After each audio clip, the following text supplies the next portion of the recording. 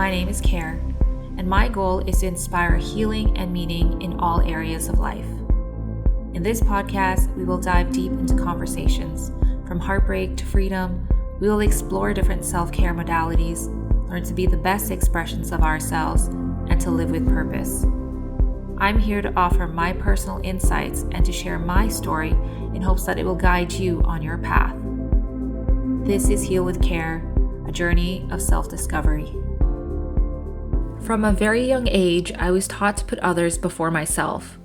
I grew up believing that if I wasn't considerate of others, I was being selfish. Deep down, I wanted to be a good person, which led me to feel like I had to mold myself into whatever other people needed me to be. I remember hearing about all the sacrifices my parents made for me to be here, and in some ways, it fueled my independent nature to never want to be a burden to anyone else. When I entered the real world, I got a job. I was now paying rent, I had bills, insurance, and I was handling all these other responsibilities that completely changed my life. My once carefree world was now replaced by the weight of being an adult. I knew I had to now fend for myself, and even though I didn't have that much confidence and wasn't sure how I was going to get by, I somehow managed. I learned so much since becoming an adult, how to manage my money and prioritize what mattered the most to me. Early on, my focus was so simple. It was just to make enough money to get by and to do the things that I loved. I had no desires to get rich, buy a house, or to have kids.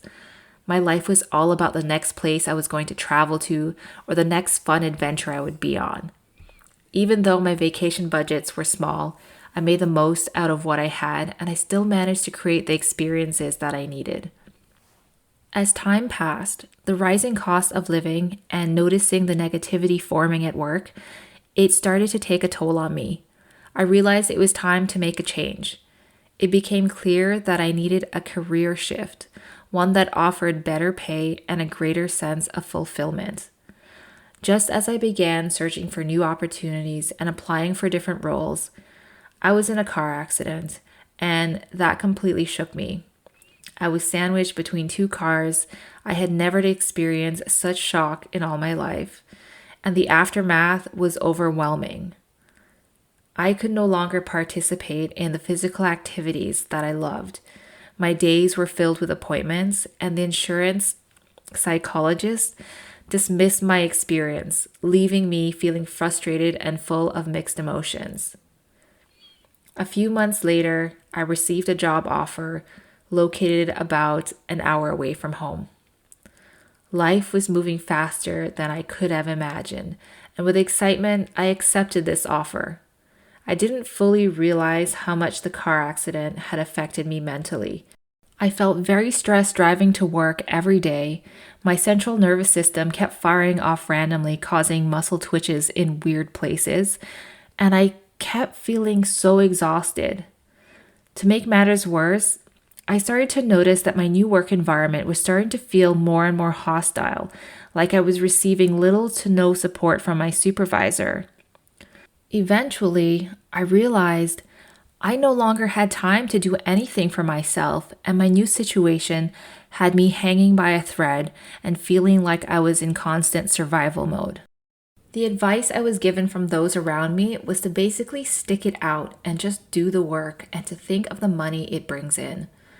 My parents' generation is a little different. They go to work, they do their job, they keep their heads down, and they're just happy to be employed, and they make the most of it. As much as I would have liked to stay for the money, I felt like my soul was slowly eating away at me, and to some degree, as dramatic as it may sound, I felt like I would rather die than to keep up this lifestyle. With this thought in mind, I knew I wasn't going to make it if I stuck it out. The concept of mental health and self-care was very new to me. Sure, I'd heard about these terms here and there, but I never gave them much thought. I felt that if I quit my job, I'd be letting my partner down. He was depending on me for that income. And although I had brought it up the idea of quitting and finding something else, he seemed hesitant since the time frame of being unemployed was unknown. He was not very savvy with his savings, and I knew I couldn't rely on him to support me. I was very fortunate enough that my doctor recommended that I take a leave of absence and told me that my time off would be partially covered by my employee insurance. For the first time in my life, I focused on myself without guilt. And those 2 months were the best 2 months of my life. Each morning began with a healthy, hearty breakfast, followed by a light gym workout and time dedicated to my physio exercises. I also explored painting, and I surrounded myself with uplifting words. I was free from the pressure of the daily grind, and I embraced activities that brought me joy and helped me to reconnect with myself. I experimented with new recipes in the kitchen, allowing me to prioritize my well-being and rediscover what it meant to be myself again. During this time, I realized the most important thing in my life was my time and my health. Growing up, this would have been considered selfish, but today it's called self-care, and it was the best thing I had ever done for myself. It gave me more energy, and I was starting to feel light and happy again. As time went on, I was worried about my next steps, as I knew there was no way I was going to go back to that workplace. I just couldn't. I decided to apply for other work opportunities. At the right moment, I found one that was better suited for my lifestyle, offering work-life balance and a place where mental health was taken more seriously. We live in a busy, fast-paced world, and when we are in the wrong environment, we can easily feel run down, exhausted, and unable to keep up. This is why self-care in a supportive environment is so important for me. So let's take a moment to talk about self-care. This is a description that I found online. Self-care refers to anything that you do to keep yourself mentally, emotionally, physically, socially, and spiritually healthy.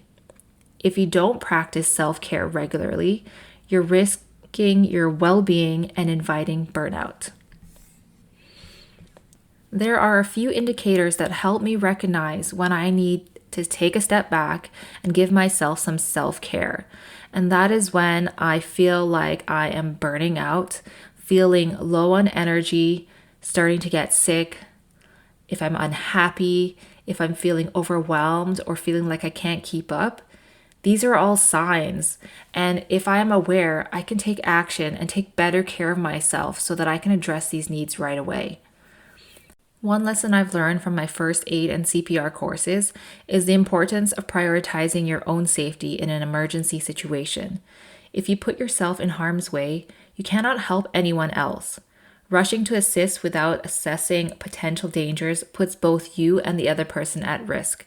However, taking a step back, assessing the situation, and being aware of your surroundings, you can secure backup help before taking action, ensuring that there is a more positive outcome.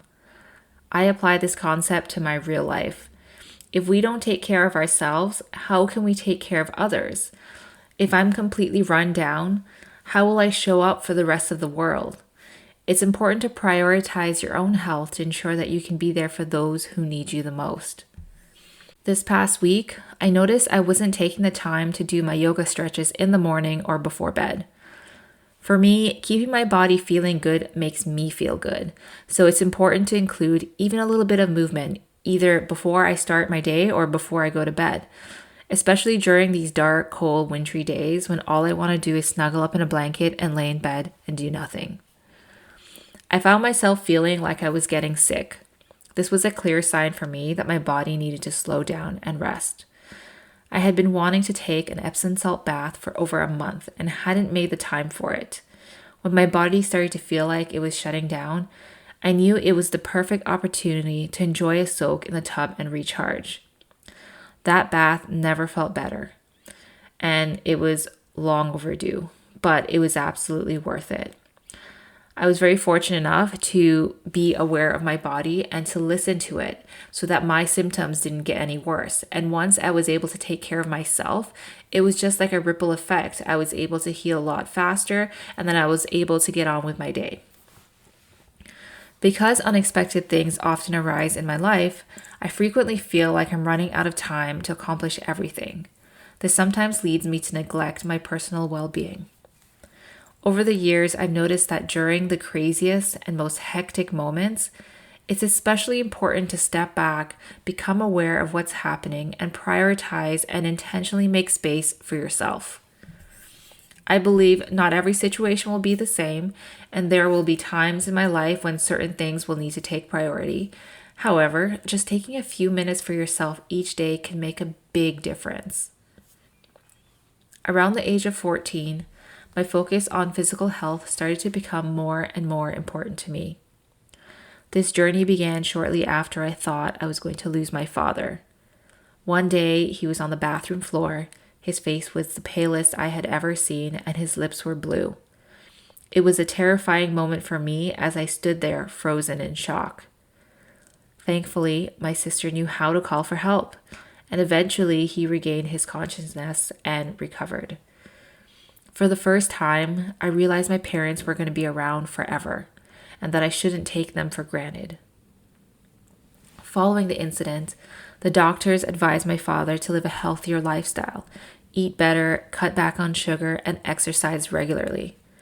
I vividly remember my parents mentioning this in passing, and in that moment, I made a decision that I was going to prioritize my health. I immediately gave up soda, realizing just how much sugar it contained. Around the same time, I discovered an aerobics program that quickly became a part of my daily routine. Gilad's Bodies in Motion, a popular aerobics show from the 80s and 90s that aired 6 o'clock in the morning. And I made a conscious effort every morning to wake up and follow along. I fully embrace these fitness routines, learning about the different muscle groups and even improvising, using tin cans and water bottles as my weights. I was all set. I could feel my passion for these workouts growing. Not only did they make me feel good, but I also felt stronger and became much more aware of my body and how it moved. At the time, I was living in Jamaica. When I moved to Canada, I no longer had access to these workouts, but I found a new way to stay active by riding my bicycle places and by joining my high school dragon boating team. This kept my passion for physical activity alive and marked the beginning of a lifelong commitment to health and fitness. Since then, physical activity has been a major part of my life, whether it's participating in sports, going to the gym, cycling, hiking, paddling, or yoga. As I started to learn more about wellness, I gradually cut back on overly salty and greasy foods. Over the years, I became more mindful about what I was eating, leaning more towards natural and wholesome options. I found myself researching healthier habits, seeing nutritionists, and making sure I stayed active. Back then, self-care wasn't something people really talked about, but I knew it was important to make time for myself. I'd often hear people say that they had no time for anything, and I knew in my heart that I needed to make time for at least one thing that would motivate me in life. Being mindful of everything that's happening around you just helps to recognize when it's time to prioritize self-care. Many of us were taught to push through challenges no matter what the cost, but I've learned that that doesn't always work. And that doesn't mean I'm giving up or being lazy. It means that I'm giving it my all, but also knowing when to pause, reassess, and adjust if necessary. In the past, I would often ignore my intuition, sticking with things or hanging on to things even when my heart was pulling me in a different direction. But now I'm learning to trust that I'm being guided somewhere completely different. In my heart, I know that self-care has been my number one priority, and I no longer feel guilty for making time for myself, whether it's just for a few minutes or an hour each day.